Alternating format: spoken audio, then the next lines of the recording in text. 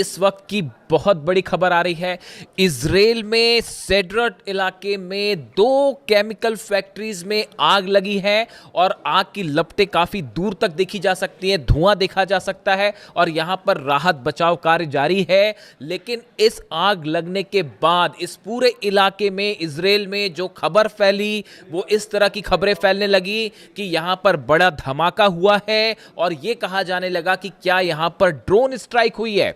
देखिए, इस तरह की खबरें फैली इजराइल में और उसके बाद वहां पर जो स्थानीय लोग हैं उनमें जबरदस्त खौफ का माहौल देखा जा रहा है। और ये जो दोनों केमिकल फैक्ट्रीज हैं दोनों सेड्रट इलाके में। देखिए, एक तो ये वो इलाका है जो बीर शेबा के करीब है। अगर आप जेरूशलम से बात करें तो करीब 70 किलोमीटर के आसपास डिस्टेंस होना चाहिए इसका। और ये वो इलाका है जहां पर पहले भी ईरान की तरफ से बड़ी स्ट्राइक्स हुई हैं, ड्रोन स्ट्राइक्स हुई हैं, मिसाइल स्ट्राइक्स हुई हैं। ये इंडस्ट्रियल इलाका है। यहाँ की 2 बड़ी केमिकल जो फैक्ट्रीज जो हैं, इसमें अचानक आग लगती है और कुछ लोगों ने ऐसा दावा भी किया कि भाई धमाके हुए उसके बाद आग लगी, इसलिए इस तरह की खबरें फैली कि ये ड्रोन स्ट्राइक थी। हालांकि अभी इस बात की पुष्टि नहीं हुई है कि ये ड्रोन स्ट्राइक थी या नहीं। और इस तरह से देखिए, अब इजराइल में अगर कहीं धमाका हो जाए तो बड़ी स्वाभाविक सी बात है कि जितनी मिसाइल्स मारी हैं ईरान ने और जितनी ड्रोन स्ट्राइक करी हैं पिछले बार जब भी जंग हुई उस बीच में, तो इजराइल में खौफ का माहौल, पैनिक होना साधारण सी बात है। तो हुआ ये कि ये जैसे ही खबर आई उसके बाद इस तरह की खबरें फैलने लग गई कि भाई ये ईरान की तरफ से ड्रोन स्ट्राइक कर दी गई है। उसके बाद पैनिक का माहौल था, लेकिन वहाँ पर जो है फायर फाइटर्स पहुँचे, आग को बुझाने का काम शुरू हुआ। लेकिन इस बीच एक और बड़ी खबर आ गई। देखिए, अभी ये धमाका हुआ ही था, आग लगी ही थी, इसके बीच में खबर आ गई कि इस 2 में से एक फैक्ट्री से अमोनिया गैस लीक होनी शुरू हो गई। बड़े इलाके में धुआं और आग और धुआं का प्रभाव था। तो उसके बाद ये सेड्रट जो देखिए जो खबर है, the Sedrat municipality instructed resident of the nearby neighbourhood to remain indoors and keep their windows shut. जो वहाँ की लोकल गवर्नमेंट है, बॉडीज़ हैं, उन्होंने इस तरह के निर्देश जारी कर दिए कि जो सेड्रट के आसपास के इलाके के लोग हैं वो अपने घरों के अंदर रहें, खिड़की दरवाजे बंद कर लें, बाहर ना निकलें। यानी पैनिक का माहौल था, क्योंकि खबर ये थी कि अमोनिया गैस लीक हो रही है। अगर ये बड़े पैमाने पर लीक हो जाए तो इससे काफ़ी नुकसान भी हो सकता था। लेकिन अभी जो लेटेस्ट खबरें हैं उसके मुताबिक फायर फाइटर्स मौके पे हैं। इस बात की जांच जारी है कि वाकई यहाँ से अमोनिया लीक हुई है, नहीं हुई है, और अगर हुई है तो कितनी मात्रा में हुई है, इसकी अभी पूरी जानकारी आनी बाकी है। इस तरह से भी कुछ जगह से दावे हुए हैं। जो इजराइल के अखबार आप देखें, इजराइल का मीडिया देखें, तो वो इस तरह के दावे हो रहे हैं कि अमोनिया लीक नहीं हुई है। लेकिन इस तरह के भी दावे हैं कि अमोनिया लीक हुई है। अभी स्टेटस क्या है वो पता चलेगा। इस इलाके में देखिए इतना ज़बरदस्त पैनिक का माहौल था कि जो सेड्रट से होते हुए जो ट्रेन्स जाती हैं उनको सेड्रट स्टेशन पर रोकने से मना कर दिया गया। उन्हें कहा गया कि आप फ़ौरन यहाँ से आगे निकल जाइए, इस स्टेशन पे आप ना रुकेंगे। आसपास के जो रेसिडेंशियल इलाके थे उनको काफ़ी घरों को खाली करवा दिया गया। जो थोड़े डिस्टेंस पे घर हैं उनको कहा गया कि आप घर के अंदर रहिए, बाहर मत निकलिए। यानी आप देखिए इस पूरे इलाके में, दरअसल देखिए ये बीर शेबा के करीब वो इलाका है सेड्रट का जहां पर ईरान की तरफ से शाहिद 136 ड्रोन्स ने, खास तौर पर जो 12 दिन की जंग हुई थी, इस जंग की बात नहीं कर रहा हूं मैं, पहले वाली जो जंग हुई थी, 12 दिन की जंग हुई थी जिसमें ईरान ने अपनी मिसाइल्स और ड्रोन की असली पावर दिखाई थी पहली बार दुनिया को, और इजराइल घुटनों पर था। और ये हालात थे कि धमाधम मिसाइल्स गिर रही थी और बिल्डिंग्स गिर रहे थे इजराइल में। और उसके बाद जो है वो पहली बार ताकत देखी थी दुनिया ने कि ईरान की मिसाइल्स और ड्रोन की क्या ताकत होती है। तो उस समय भी ये जो सेड्रट इलाका है, जो इसका इंडस्ट्रियल इलाका है, इस पर काफ़ी ड्रोन स्ट्राइक्स हुई थी। देखिए, ईरान में लगातार अमेरिका की तरफ से धमकियां आ रही हैं कि जो है हम वहाँ के जितने ऑयल स्टेशंस हैं उनको निशाना बनाएंगे, एनर्जी स्टेशंस को निशाना बनाएंगे, वगैरह वगैरह, इंडस्ट्रियल एरिया को निशाना बनाया जा रहा है। इन हालात में नेतन्याहू जब डोनाल्ड ट्रंप से मिलने वाले हैं उसके ठीक पहले इजराइल के एक इंडस्ट्रियल कॉम्प्लेक्स में आग लग जाती है, तेजी से फैल जाती है और इस तरह से धमाके और ड्रोन स्ट्राइक की खबरें फैलने लगती हैं। इसके बाद सबको यही लगा एक बार कि ये ईरान की तरफ से, जैसा कि ईरान ने पहले ही कह रखा है कि अगर हमारे पर हमले जारी रहे या अगर हमें ज़रूरत महसूस हुई प्रीएम्प्टिव स्ट्राइक की तो हम पहले स्ट्राइक कर देंगे। इस तरह की बातें भी ईरान की तरफ से कही गई। तो ऑलरेडी पैनिक फैलना लाजमी था। तो उसके बाद हालात ये है कि अब वहाँ पर जो है काफ़ी सारी जो है फायर ब्रिगेड की गाड़ियाँ हैं और वो आग वाग बुझाने के काम में लगी हुई है। अभी किसी तरह की ड्रोन स्ट्राइक की कोई कन्फर्मेशन नहीं आई है। अगर कन्फर्मेशन आती है तो हम आपको बताएंगे, लेकिन फिलहाल इस पूरी घटना से अच्छा खासा पैनिक जो है वो इजराइल में देखने को मिल रहा है।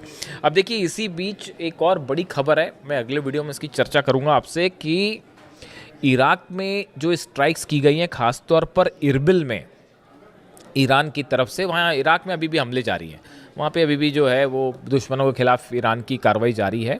उसमें इजराइल के कुछ सीक्रेट अड्डों को निशाना बनाया गया है। इस पर अभी डिटेल्स ज़रा आ जाए आपसे शेयर करेंगे। और इस बीच देखिए, जो खबर है ही कि नेतन्याहू और डोनाल्ड ट्रंप की मुलाकात होने वाली है, इस पर पूरी दुनिया की नज़रें हैं कि डोनाल्ड ट्रंप और नेतन्याहू की मुलाकात में क्या होता है। पिछली बार भी जब हमले हुए थे ईरान पे, जंग शुरू हुई थी, तो उसके पहले दोनों की मुलाकात हुई थी। अब बड़े सारे ऑप्शंस जो हैं इसकी अमेरिका की मीडिया आपस में चर्चा कर रही है। ईरान की तरफ से साफ है स्टेटस, आप मिलिए मत मिलिए, जो करना है करिए, ईरान का जवाब तैयार है। हमला करोगे तो हमला मिलेगा, बातचीत करोगे तो बातचीत मिलेगी। जैसा चाहता है अमेरिका, जैसा चाहता है इजराइल, उसको वैसा जवाब दिया जाएगा। ईरान का स्टेटस बिल्कुल क्लियर है। वो अभी तो जवाब यूक्रेन को देने की हो रही है, क्योंकि कैस्पियन सागर में जो हमला किया है अभी तैयारी उसकी चल रही है। वो खुर्रम शहर 4 कभी भी फायर हो सकती है।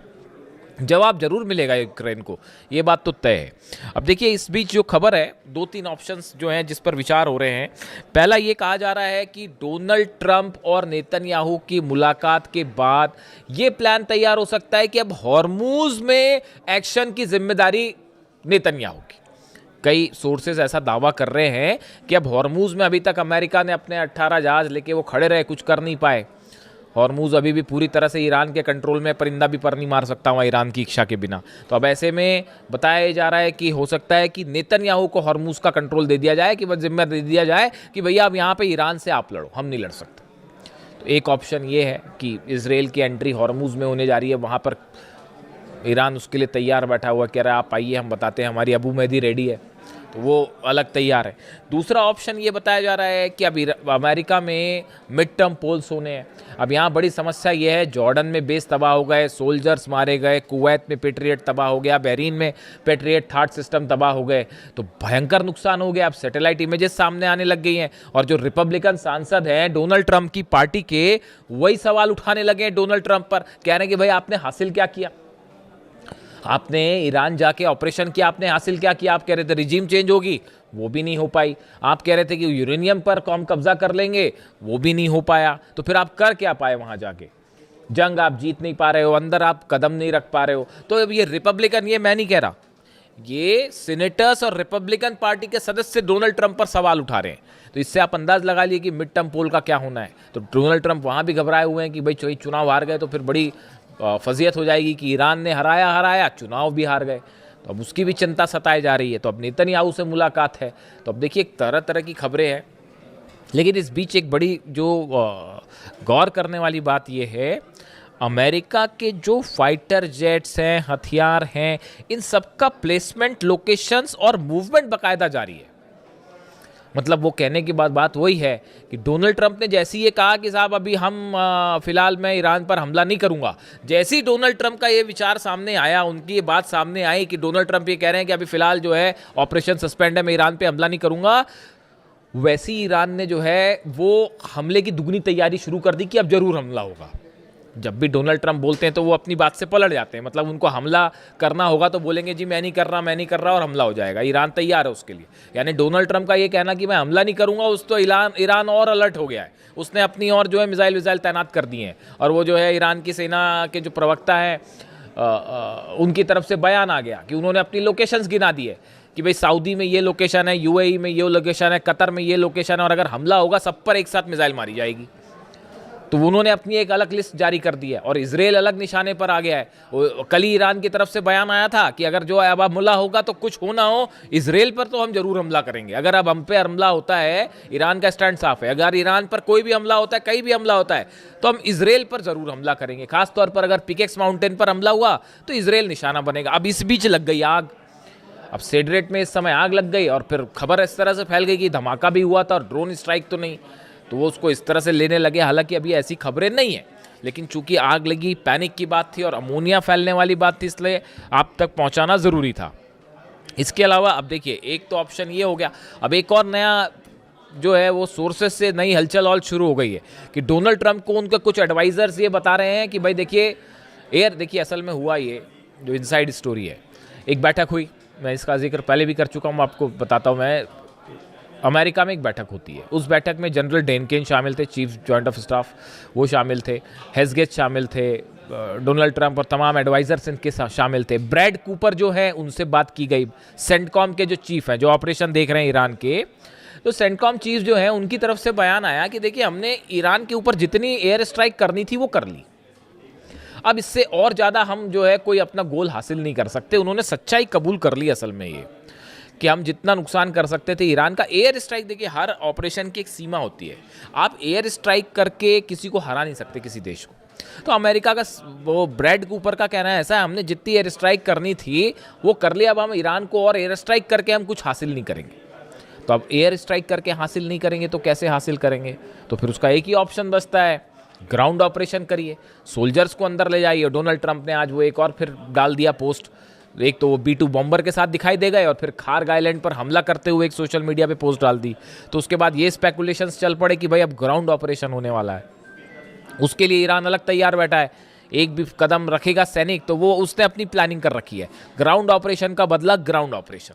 इधर से अमेरिका की सेना घुसेगी, उधर ईरान की सेना जवाब तो देगी, वो लड़ेंगे, वो तो अलग होगी मारकाट, लेकिन उसके बाद ईरान की सेना भी कहीं भी घुस सकती है साहब, ये इस बात को भी समझ लीजिए। पता चला इराक पे कब्जा कर लिया, घुस गए अंदर, कुवैत में घुस गए अंदर, कुछ भी हो सकता है।